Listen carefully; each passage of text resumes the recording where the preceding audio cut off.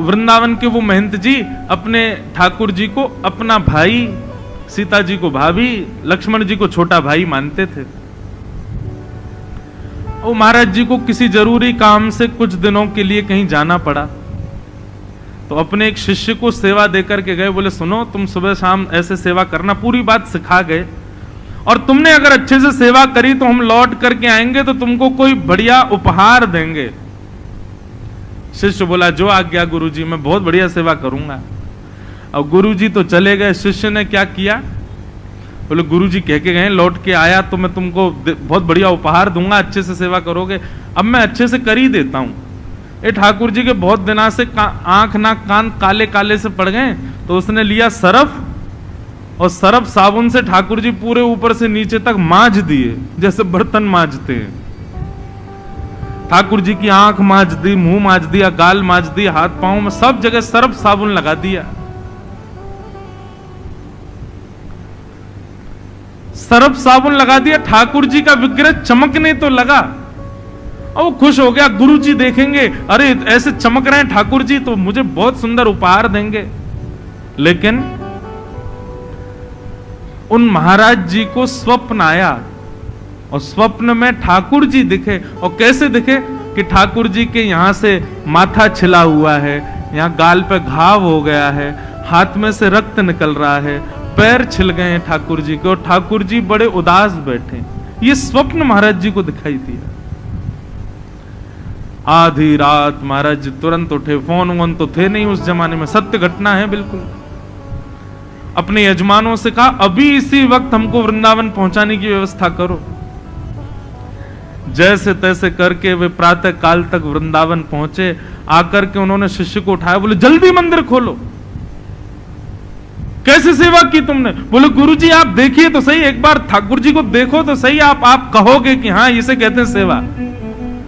जैसे मंदिर खोला तो ठाकुर जी चमक रहे थे, संत के नेत्रों में आंसू आ गए। बोले तू सही सही बता, तुझे मेरी सौगंध, तूने क्या किया ठाकुर जी के साथ? बोले गुरुजी चमक तो रहे। बोले चमक नहीं, ये बता तूने किया क्या?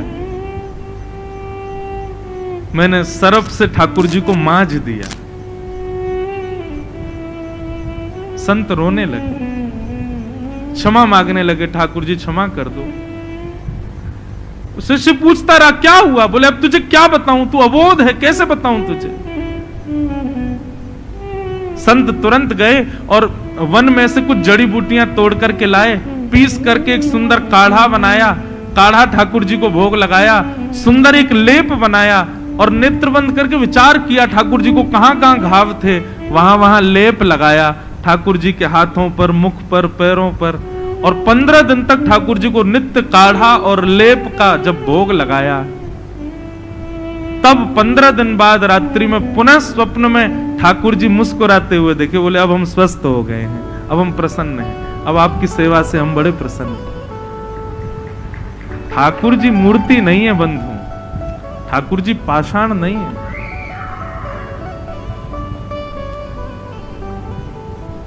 ठाकुर जी चैतन्य हैं। सब लोग इधर देखो, यहां देखो, यहां देखो, यहां देखो, चैतन्य है भगवान। इसलिए भैया ये भगवान का दूसरा रूप है। ये बात हम क्यों कह रहे हैं? लोग बोलते हैं हम महाराज जी 3 घंटे रोज पूजा करते हैं। महाराज जी मैं सुबह 4 बजे उठ जाता हूं, स्नान ध्यान करके 5 बजे मैं मंगला कर देता हूं ठाकुर जी की, 8 बजे तक सेवा करता हूं।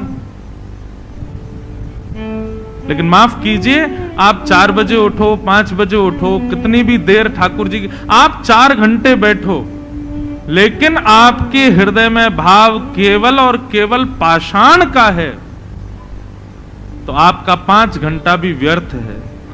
लेकिन आपके हृदय में भाव साक्षात चैतन्य का है, तो 5 मिनट भी बैठोगे तो बहुत है। चैतन्य भाव रखो।